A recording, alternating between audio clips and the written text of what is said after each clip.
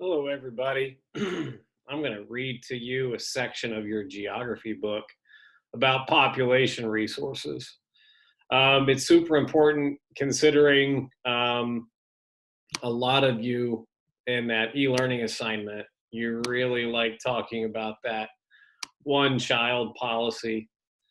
And this section of the book is very much, it doesn't talk about the one child policy.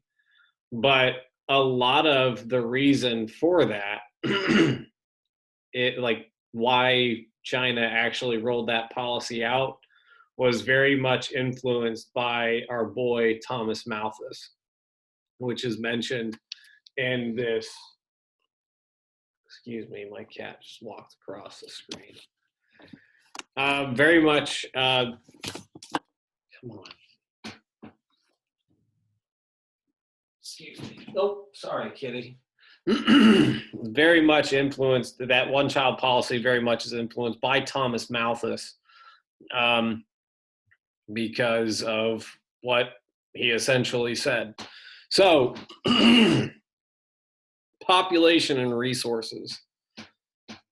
Thomas Malthus predicted that population would increase faster than resources, and contemporary geographers are divided on the validity of Malthus's thesis. And that's the thing. At some point I am going to have you write a little short and sweet argumentative essay about this particular issue. So, overpopulation is a condition in which the number of people in an area exceeds the capacity of the environment to support life at a decent standard of living. English economist Thomas Malthus, who was around for the development of the United States, was one of the first to argue that the world's rate of population increase was far outrunning the development of food supplies. In an essay on the principle of population published in 1798, Malthus claimed that the population was growing much more rapidly than Earth's food supply because population increased geometrically, whereas food supply increased arithmetically or exponentially. And you can see that here with the linear line, that is blue. And as the world progresses, we become linearly more efficient in terms of how we are utilizing our resources. And then you can see the population skyrocketing up. That's the arithmetic growth. I like to think about it as exponential growth, but yeah. According to Malthus, people and food grow like this. Today, one person, one unit of food. 25 years from now, two persons, two units of food. 50 years from now, four persons, three units of food. 75 years from now, eight persons, four units of food. 100 years from now, 16 persons, 5 units of food. Okay.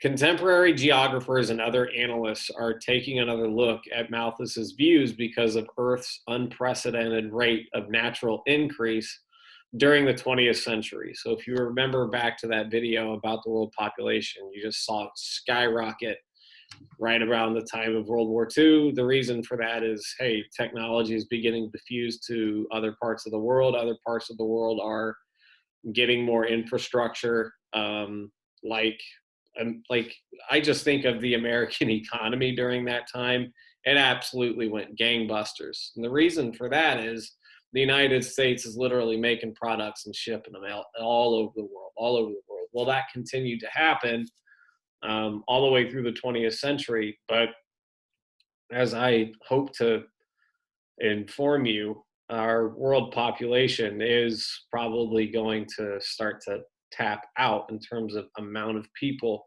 simply because a lot of people are having less babies. So let's continue getting into this, just so I don't make this video too long. Malthus's theory. So this little paragraph here, 252, Malthus's theory.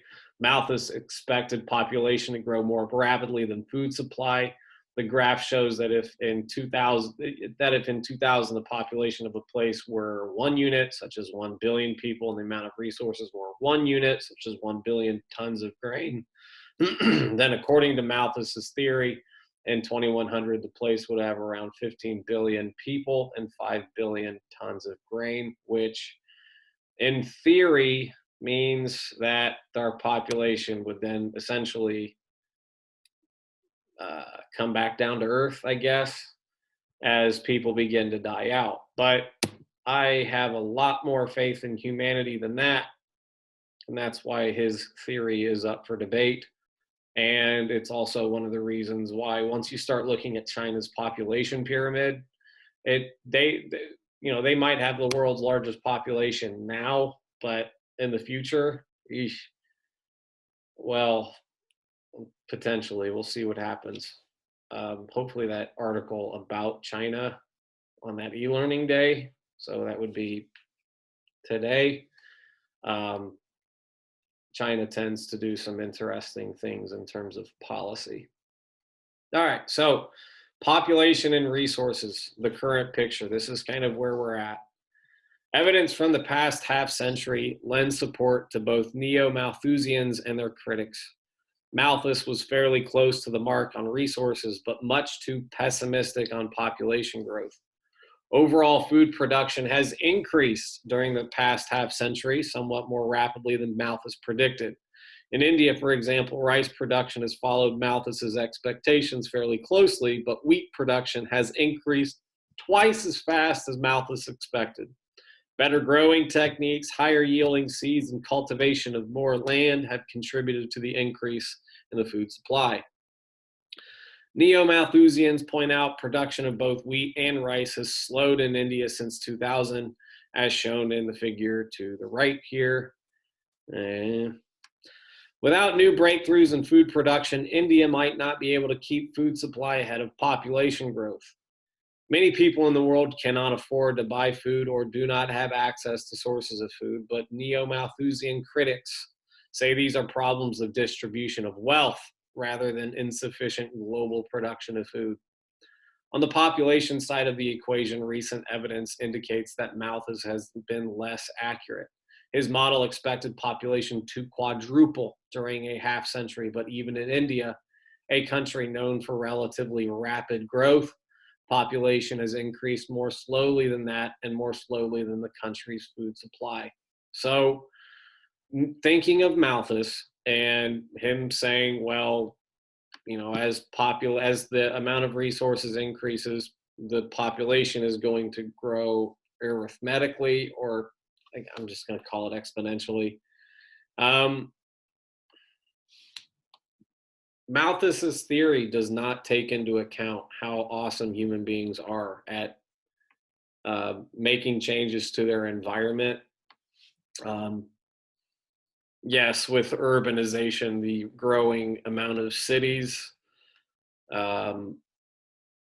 you might think that there's less farming, but then again, a lot of folks will have their own greenhouse inside of a city to provide, fruits and vegetables of their choice, even when supplies are essentially running low.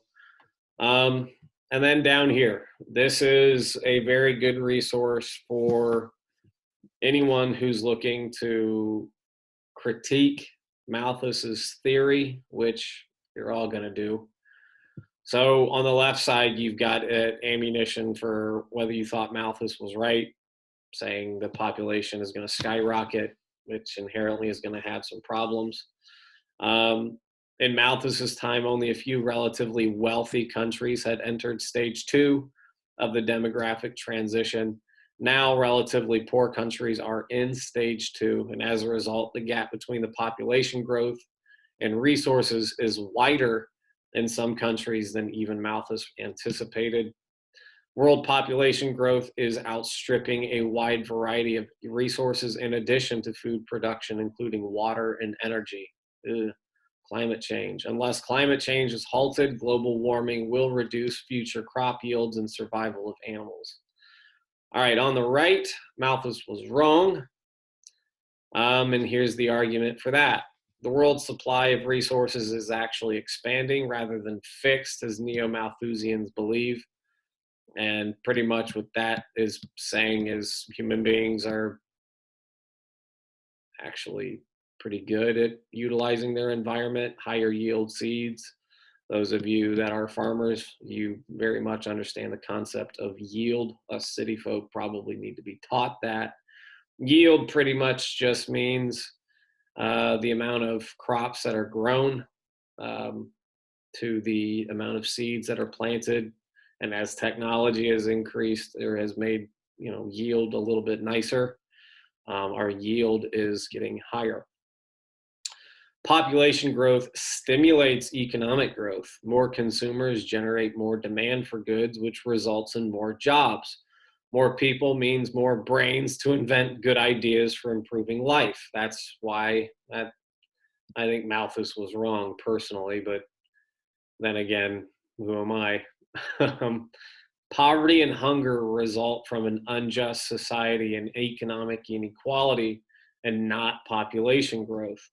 The world possesses sufficient resources to eliminate hunger and poverty if only those resources are shared equally. So, just on the basis of resources, here you have two different theories.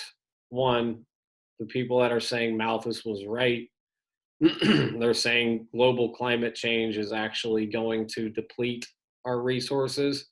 That I can understand the argument in, but the argument on the right is saying, well, we've got the resources, it's just that they're not being distributed evenly, and the amount of wealth and resources is top heavy.